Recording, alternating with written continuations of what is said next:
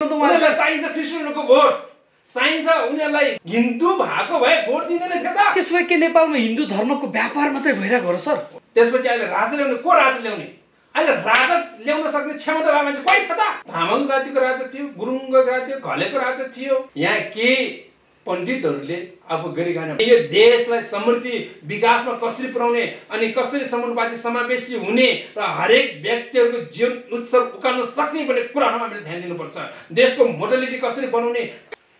दर्शक नमस्ते, आज हामी फेरि पनि देशको समसामयिक विषयको घटनाहरूको विषयमा कुराकानी गर्न गइरहेका छौँ। राजनीतिक परिवेश सँगसँगै गणतन्त्रवादी र राजावादीहरूको हुन गइरहेको घमासान एउटा आन्दोलन हुन गइरहेको 15 गतिको आन्दोलनको विषयमा हामी चर्चा गर्न गइरहेका छौँ। यो विषयलाई लिएर आज मसँग हुनुहुन्छ एकदम राजनीतिक बहस घटनाक्रमहरूमा बोल्दै आइरहनुभएका एलिजर तामाङ सर, यहाँ कार्यक्रममा स्वागत छ। नमस्कार। नमस्कार, धन्यवाद। ठ्याक्कै भनिदिनुहोस्, 15 गते राजावादीहरूको जुन आन्दोलन हुन गइरहेको छ र यो आन्दोलन सँगसँगै गणतन्त्रवादीहरूले के भन्ने कुरा गरिरहेका छन् भने सबै केपी शर्मा ओली प्रधानमन्त्री हुँदै गर्दा पनि उहाँले चाहिँ के भन्नुभएको छ भने सबै गणतन्त्रवादीहरू एक हौँ र यो राजावादी आन्दोलन हुन नदिउँ, विपक्षमा हामी आन्दोलन गरौँ भन्ने कुराहरू अहिले आइरहेको छ। यो विषयलाई हजुरले कसरी हेर्नु भएको छ? यो 15 गते धेरै चर्चामा आएको गते भइरहेको छ। चैत्र 15 गतेको जुन घटना हामीले हेऱ्यौँ भने त्यता पनि देख्न सकिन्छ। साँच्चै अहिले फेरि यो जेठ 15 गतेको कुराहरू गरिरहनु भएको छ। जुन प्रकारले तपाईँले हिन्दू राष्ट्र सहितको जुन राजतन्त्र फर्काउने भनेर जुन एजेन्डा बोकेर हिँड्नु भएको छ नि, म त्यसको विषयमा म अलिकति छोटकरी विश्लेषण गर्न चाहन्छु। जुन व्यक्तिहरू चाहिँ हिन्दू राष्ट्र चाहिन्छ भनेर हिँडिरहनु भएको छ नि, कोही पनि हिन्दू छैन। म एउटा कुरो तपाईँको यो मिडियाबाट एउटा कुरो के भन्न चाहन्छु भनेदेखि यो नेपालमा सच्चै हिन्दू एउटा नै छैन। तपाईँको मनमा कसरी हुनुपर्ने सक्छ? नेपालमा एउटा पनि छैन भने मेरो लजिक एउटा कुरो के हो भन्दाखेरि चाहिँ तपाईँ कसरी भन्न सक्नुहुन्छ?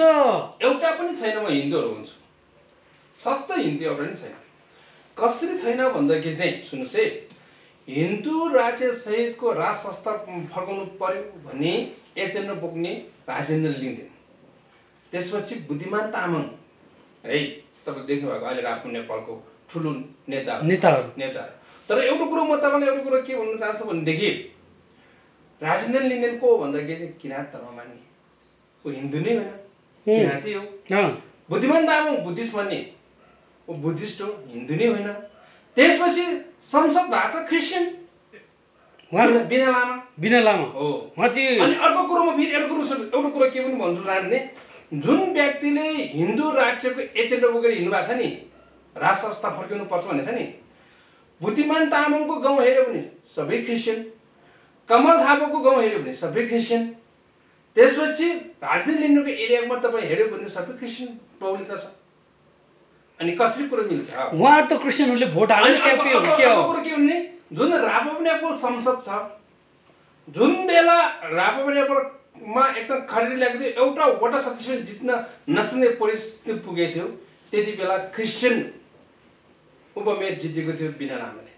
क्रिस्चियनहरूको भोटले फेरि को जितेको छ? रापा नेपालको मान्छे जितेको छ। अनि अर्को कुरो के हो भनेदेखि रापा नेपालले उनीहरू भनिन्छ त हिन्दू राष्ट्र चाहियो भन्छ, तर सहज बन्नलाई चाहिँ परशुराम तामाङ पहिला संसद बनेको थियो रापा नेपालबाट। तर परशुराम तामाङको संसदबाट जुन पैसा हाल्न मिल्ने जुन बजेटिङ छ नि, सबै चर्च बनाउन प्रयोग भएको छ दार्जिलिङमा। हिन्दू राज्य चाहिन्छ भने हिँड्ने व्यक्तिहरूको मैले त्यो पार्टीको कुरा गर्दैछु। त्यसपछि अहिले बिना लामा अहिले संसदमा हुनुहुन्छ, क्रिस्चियन हो, उहाँ आफैले ठोकेर भन्नुहुन्छ म क्रिस्चियन हुँ। अनि अहिले बिना लामाले चर्च बनाउनको निमित्त लाखौँ पैसा बजेट पठाउँदैछ, छुट्याउनु भएको छ। हामी क्रिस्चियन विरोधी होइन, हामी त क्रिस्चियन प्रेमी हो भनेर बुद्धिमान तामाङको अहिले लाखौँ बजेटिङ चर्च बनाउन प्रयोग भइरहेको छ। त्यसो भए यहाँ हिन्दू छ तपाईँ भन्नुहोस् न। त्यसो भए को चाहिँ हिन्दू हो त?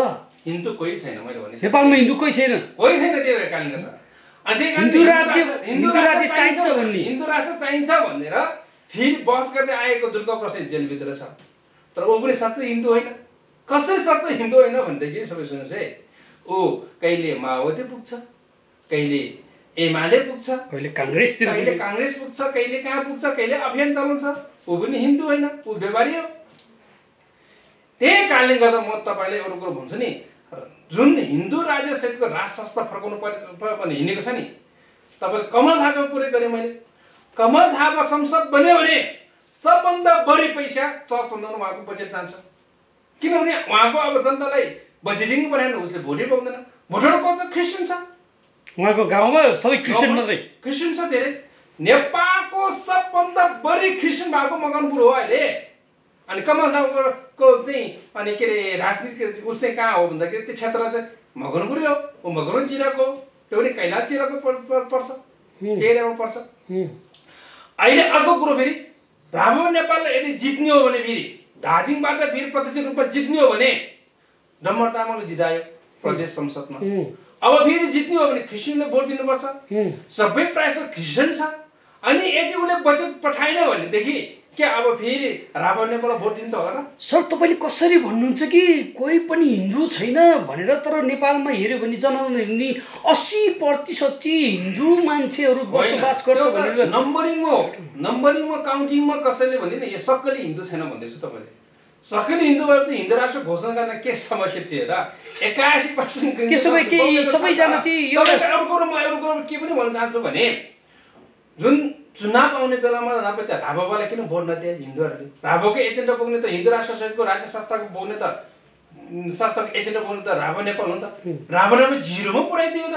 जुन बेला त्यो एजेन्डा बोकेर कमल थाहा बुर उठेको थियो नि, त्यति बेला समयमा हेऱ्यो भनेदेखि त के अरे राभा नेपालले त पुरा 81% हो भनेदेखि त 2/3 संसद पुऱ्याउनु पर्थ्यो, जिरोमा छाड्यो। हिन्दू भएको भए भोट दिँदैन थियो त। त्यसो भए के नेपालमा हिन्दू धर्मको व्यापार मात्रै भइरहेको हो र सर? एकदम सही कुरो। यहाँ के पण्डितहरूले आफू गरिखाने भाँटो, किनभने त्यो उहाँहरूको जुन धर्मशास्त्र छ नि, धर्मशास्त्र फेरि अहिले भर्खर अलिअलि भने नभए संस्कृति अहिले कसले पढ्छ? अहिले सबैले इङ्ग्लिस पढ्छ हो कि हुनुहोस् न। अहिले हिन्दूको धर्मशास्त्र खुसी कसले पढ्छ त? कसले पढ्छ? अनि कसैसँग ज्ञान पनि छैन। अनि त्यसपछि कसरी हिन्दू छ त? अर्को एउटा लजिक पनि दिन्छु म तपाईँलाई। नेपालको जति पनि घर छ, जनसङ्ख्या छ, त्यसको जति पनि घर छ नि, घरको ती 2/3 भन्दा बढीको एउटा न एउटा मान्छे क्रिस्चियन राष्ट्रमा छ क्या। क्रिस्चियनहरूको पैसा कमाएर खाइरहनु भएको छ। त्यसले क्रिस्चियनको विरोध गर्छ? त्यसले क्रिस्चियन चाहिँदैन भन्न सक्छ? जुन क्रिस्चियन देशमा गएर आफू गरिब कमाइ खाइरहेको छ, त्यसको कमाइ खाइरहनु भएको छ, डलर खाइरहनु भएको छ। जस्तै भीम उपाध्याय भनौँ न, ऊ अमेरिकामा छ, यहाँ चाहिँ राष्ट्रपालको गरेर हिँडिरहनु भएको छ। ऊ अमेरिका टाइममै जान्छ, अमेरिकाको चाहिँ कार्ड बनाएर बसिरहेको छ। धेरै क्यालिफोर्नियाको एउटा त्यो उसको गरेर बसिरहनु भएको छ। धेरै हिन्दूवादीहरू त अमेरिकाको कार्ड बनाएर बसिरहेको छ। त्यही भएको कारणले गर्दा मैले तपाईँलाई भन्न खोजेको कुरो चाहिँ के भने, जुन हिन्दू राष्ट्र सहितको जुन राज्य सत्ता जुन राजा मानिन्छ नि, राजा भक्ति र हिन्दू त एउटा नै छैन नेपालमा। त्यसो भए अब यो आउने 15 गतिको आन्दोलनले कस्तो नतिजा ल्याउँछ? यो चाहिँ एउटा कुरो इन्डियाबाट पठाएको के अरे इन्डियाको भाजपाले पठाएको बजेट त पचाउनु पर्यो। पठाउनु त उसले अलिकति मान्छे इन्डियाबाट पठाएको साथीहरूलाई भयो पनि यसो पैसा दिएर ल्याएर भयो पनि अलिकति झुरुस त देखाउँछ नै। यो भनेको एउटा के हो भन्दाखेरि चाहिँ जनतालाई हात्तीको 2 दाँत चपाउने दाँत र देखाउने दाँत छुट्टै हुन्छ भने चाहिँ राभा नेपालको देखाउने दाँत र चपाउने दाँत फरक छ। हेर्नुहोस् न, बजेटिङ कसलाई दिन्छ? क्रिस्चियनलाई दिन्छ। चर्च बनाउनलाई बजेटिङ पठाउँछ। अनि यहाँ अनि जनताको हातमा त यो फेरि हिन्दू राष्ट्र चाहिन्छ भनेको यो हाँसोको कुरो होइन त भने मलाई चाहिँ हाँसो लाग्छ। तर मन्दिर र गुम्बा बनाउनु पनि त करोड बजेटहरू दिइरहेको छ सर। गएको छ, तर मैले राभा नेपाल जो एजेन्डा पुग्ने व्यक्तिको पार्टीको कुरा गरेको हो नि त। यो अहिलेको जुन 15 गतेको जुन के आन्दोलन त राभा नेपालले गर्दैछ। राभा नेपाल उनीहरूको असल जुन अनुहार तपाईँ हामीले देख्न सक्यौँ नि त। उनीहरूले के काम गर्छ? बोल्दाखेरि एउटा बोल्छ अनि गर्दाखेरि एउटा गर्छ नि त। अबको आन्दोलन त उनीहरूलाई चाहिन्छ क्रिस्चियनहरूको भोट, चाहिन्छ उनीहरूलाई बुद्धिस्टहरूको भोट, अनि यहाँ हिन्दू राष्ट्र चाहिन्छ भनेर कसैले पठाउँछ? तपाईँ एउटा विचार गर्नुहोस् हो कि भन्नुहोस्। तर हाम्रो देश त कानुनी रूपमा पनि संविधानमा कोरिसकेको छ धर्मनिरपेक्ष राष्ट्र भनेर हो। अर्को कुरो फेरि उनी गणतन्त्रको विरोध गर्छ। एउटा कुरो तपाईँले अघि गणतन्त्र भने गणतन्त्र सहितको जुन लोकतन्त्र सहितको गणतन्त्र आएको छ नि त धर्मनिरपेक्ष सहित त्यो विरोध गरिन्छ। तर फेरि संसदले यही गणतन्त्र लोकतन्त्रबाट पाएको संसदको सेवा सुविधा खाएर बस्छ। चुनाव बहिष्कार गर्नुहोस् न सक्ने हो भए राजा ल्याएर राख्नु न।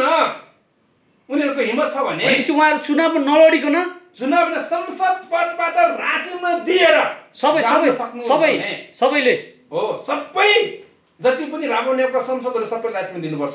यदि यो एजेन्डा बोक्ने हो भने यो एजेन्डामा लाग्ने हो भने राजीनामा दिनुहोस्। सबैले राजीनामा दिनुपर्छ। किन यो व्यवस्था स्वीकार गर्ने? किन यो संविधान स्वीकार्ने?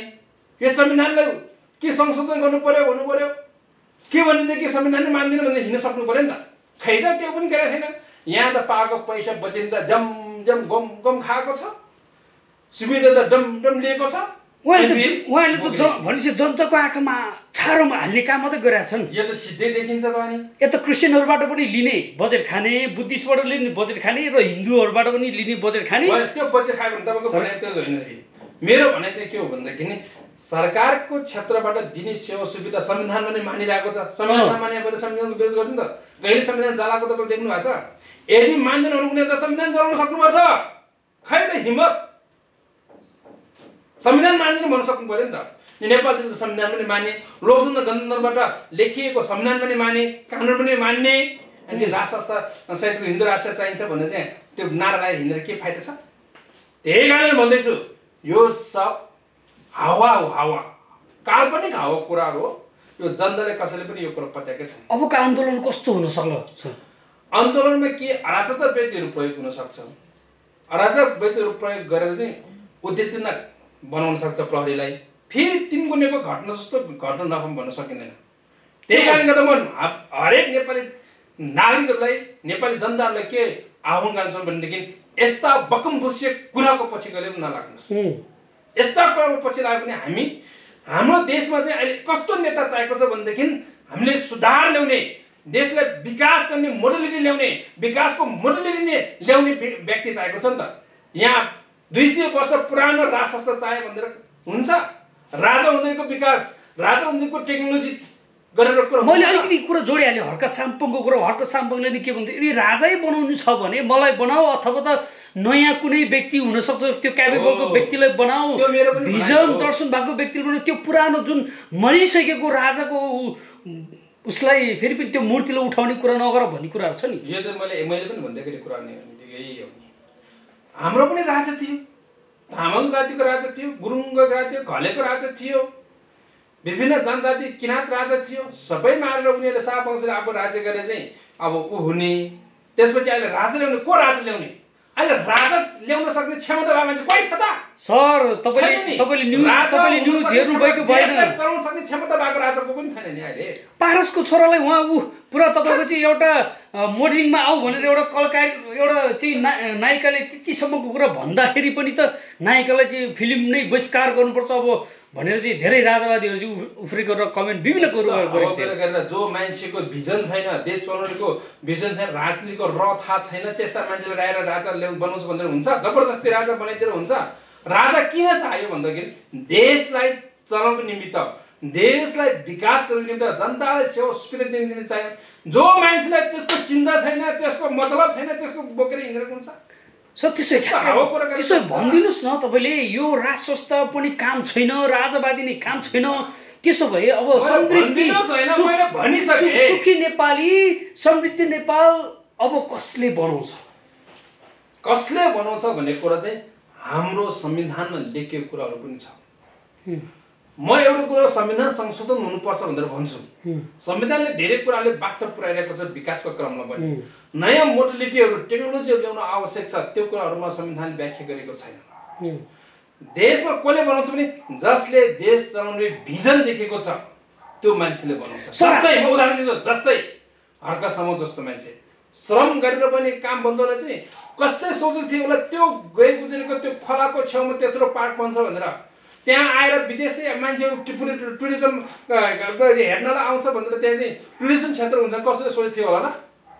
अर्गसले धरानको त्यो कुनामा त्यो खोलाको छेउमा अहिले विदेश स्वदेशबाट मान्छे आएर हुर्रु त्यहाँ फोटो खिचेको लाइन लाग्छ। एक वर्षमा त यस्तो भिजन भएको मान्छेले देश चलाउँछ, युवाहरूले देश चलाउँछ। अब कसले चलाउने त? तपाईँले देख्नु भएको छ मोडलिटी।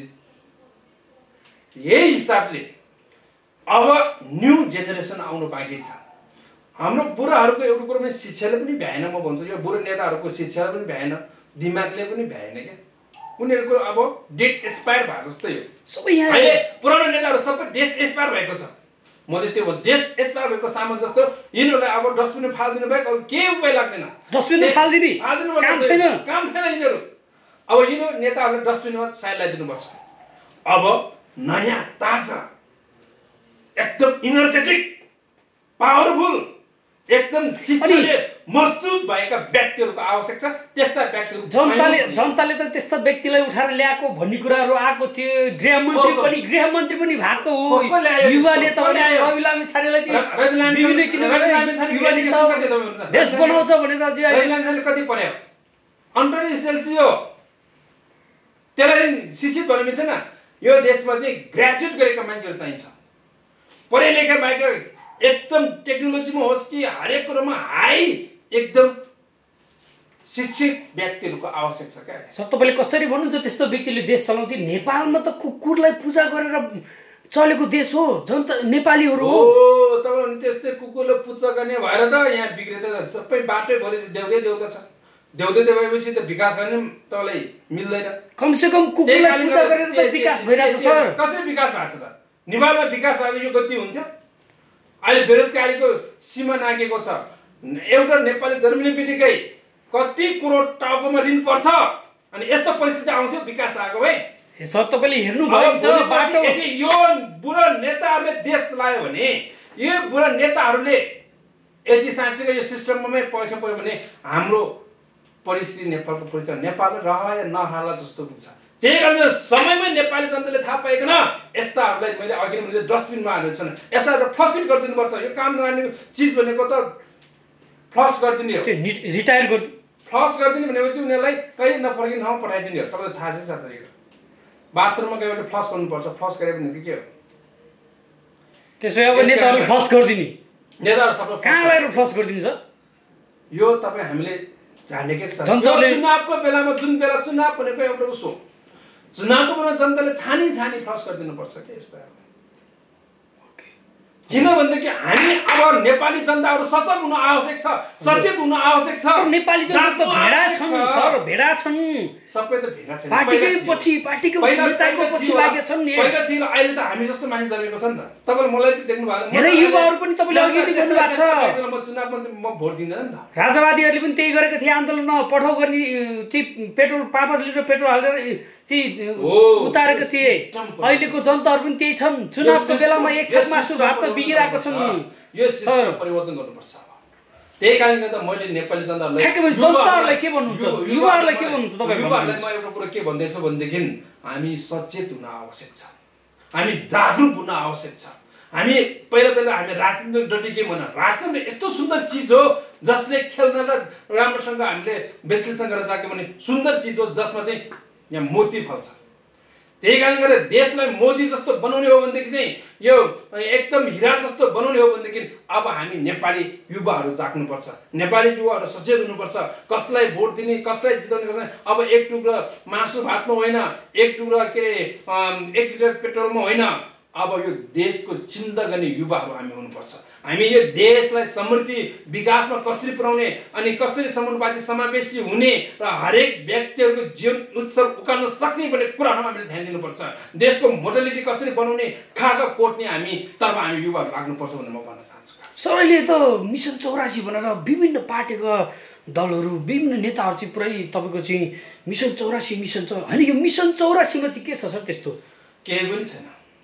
यो पुरानै दल, पुरानै नेता, पुरानै मान्छेले भोट दियो भने हामी उँभो लाग्न सक्दैन।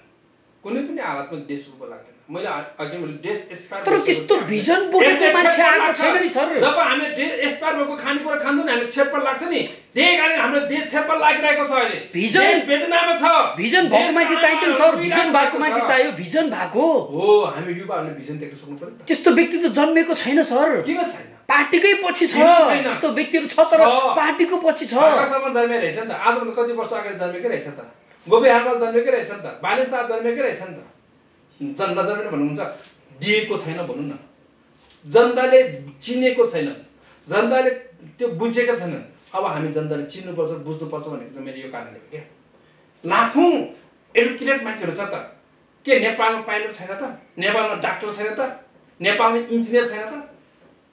यिनीहरू के अनएडुकेटेड पर्सन हो र? यिनीहरू त धेरै लेक्चरर्स एकदम हाई एडुकेटेड भएको मान्छेहरू हो नि त। अनि त्यस्ता मान्छे त लाखौँ छ त हाम्रो नेपालमा। सर नेपालदेखि विदेशमा लेक्चररहरू छ। हो, लेक्चरर छ। अनि अमेरिकाको युनिभर्सिटीमा पढाउने लेक्चर पनि छ नेपालमा। भनेपछि नेपाल कमी छ त? छैन नि। त्यही कारणले गर्दा हामीले मान्छे किन्नुपर्छ, मान्छे चिन्नुपर्छ। मान्छे किनेर खसी किन्नु के समथिङ भन्छ नि, त्यस्तै गरी हामीले मान्छे चिनेर भोट हाल्नुपर्छ। यो कुरो हाम्रो नेपालको युवाहरूले चेतना जाग्नुपर्छ, युवाहरूको चेतना जाग्नुपर्छ। हामी अब परिवर्तनको दिशा लिएर कसरी लाग्न सकिन्छ भन्ने कुराहरूमा हामी लाग्नुपर्छ, तब हामीले देश विकास र परिवर्तन देख्न सकिन्छ। सर हामी ठ्याक्कै अन्तमा छौँ। प्रधानमन्त्री, अहिलेको प्रधानमन्त्री केपी शर्मा ओलीले जुन राजावादीहरूले गर्न लागेको जुन आन्दोलन छ, त्यो आन्दोलनलाई रोक्नको लागि चाहिँ गणतन्त्रवादीहरू एकजुट भएर चाहिँ अब फेरि यो आन्दोलन रोक्नुपर्छ, हाम्रो पनि अर्को आन्दोलन ल्याउनुपर्छ भनेर प्रधानमन्त्री जस्तो व्यक्तिले यस्तो खालको भाषण भनाइहरू गर्नु कतिको स्वागत? त्यो मलाई भन्दैन, प्रधानमन्त्रीले सोध्दा राम्रो होला। किनभने त्यो उहाँले बोलेको तपाईँको विचारमा तपाईँ बोलिरहनु भएको छ देशको पक्ष, गणतन्त्रको पक्षमा बोलिरहनु भएको छ। बाध्य भएर जब तिनीहरूसँगको त्यो लड्नु भनेको त्यो प्रधानमन्त्रीको गई गुज्रेको विचारधारा हो। किनभनेदेखि मैले भने चाहिँ हिन्दू नै छैन, राजा संस्था ल्याउने मान्छे नै छैन भनेदेखि डराउनु पर्ने आवश्यक के छ त? छँदै छैन। अनि त्यसपछि प्रधानमन्त्री डराउनु पर्ने आवश्यक किन? अलिकति इन्डियाबाट प्रेसर आयो होला। त्यसमा पनि मेरो एउटा भनाइ के छ भने, तपाईँ इन्डिया सरकारलाई के भन्न चाहनुहुन्छ? हिन्दुस्तान छ है, नेपालमा हिन्दुस्तान छैन नि त। हिन्दूको उत्पत्ति इन्डियामा भएको छ। त्यो ठाउँमा त हिन्दू राज्य घोषणा गर्न नसक्ने मोदीले नेपालमा बस्नु भनेर सक्छ? अहिले मोदीले खेलाइरहेको छ त नेपाली जनतालाई, नेपाली नेताहरूलाई। आफ्नो देशमा गरेर देखाउनु न।